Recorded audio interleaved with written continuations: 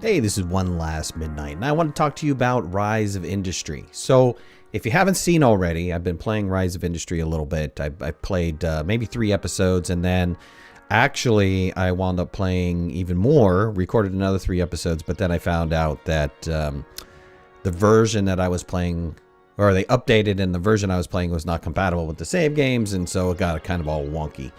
But let me tell you about Rise of Industry. Rise of Industry is a strategic tycoon game. So you're a businessman. You're inside this procedurally generated world with a bunch of cities in it.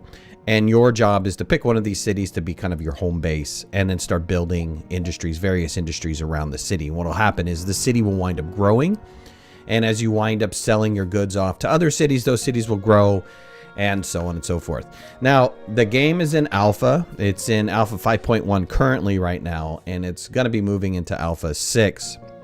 The reason why I haven't played the game is right now it's kind of a little bit, if I had to describe it, it's a little bit too much of a micromanagement. You're constantly having to micromanage the distribution of your goods a little bit too much. And so I just kind of wanted to give you a news update because I personally like the game. I find it very interesting. I like the graphics of the game. I like the concept of the game. But currently right now they're working on a bunch of changes, and I wanted to take you through some of the things that they're talking about improving. So one of the things is the tech tree that they currently have in place is going to be replaced with a new tech tree. Now, I don't know that there was anything too much wrong with the current tech tree other than the fact that maybe, I don't know, maybe they felt that it didn't really work very well, but I seem to think that it was kind of okay. But they're giving us more of a linear tech tree for the future, and maybe that'll work out better for unlocking the techs that you really need to unlock, or understanding how the tech tree really works. They're addressing the unnecessary micromanagement, especially in the trade routes, and which was, like I said, that was the hardest part of the game. Was once you have a ton of these trade routes going, it gets really tough to have to turn around and reorganize the distribution of goods. Am I going to send it to the city to sell? Am I going to send it to the other state to sell? Am I going to keep it locally and use it to produce another product? Really, really tough, really, really hard trying to manage all the trucks and how they're moving back and forth. So they're working on a change to that. And you can see in this video that they've kind of posted about what they're thinking about doing is they're thinking about the warehouse automation, where they've almost completely eliminated this concept of the trade routes, and now the warehouse is picking up the goods and distributing the goods. That might be interesting. They're addressing the lack of information. There's not enough information on how to play the game throughout the game, and so you wind up kind of just trying to figure it out. That's okay in some games, but it didn't work out very well in this game. And the aggressive AI problem.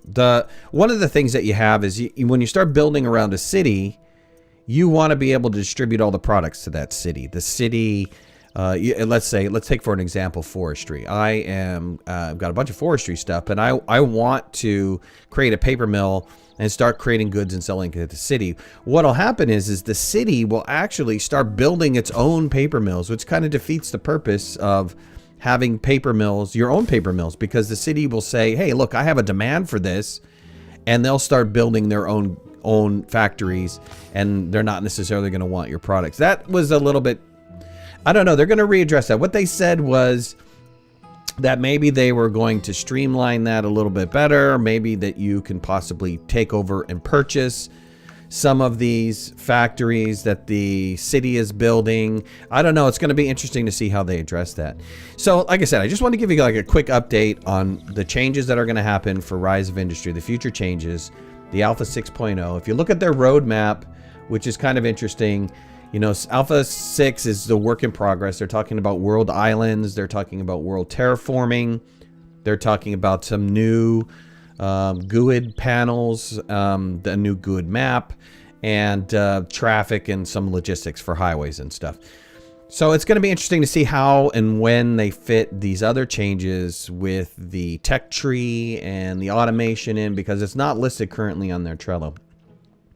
They do have on the Trello that they are going to be going to a full release in Alpha 11. So they're a ways off. I'm thinking, you know, if you look at how far that they've gone, they've been releasing every 3 months. It looks like quarterly. So looking maybe a year. I might be wrong, but maybe a year they're going to look at fully releasing the game. But we're going to keep an eye on it.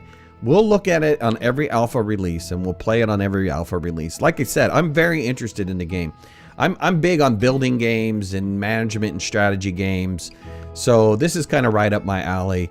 Hopefully they wind up making some fantastic improvements to the current game, and they listen to the players that are playing it and take that feedback and really make us something neat. So I look forward to seeing you guys in other Rise of Industry videos. Take it easy. Thanks a lot. Bye-bye.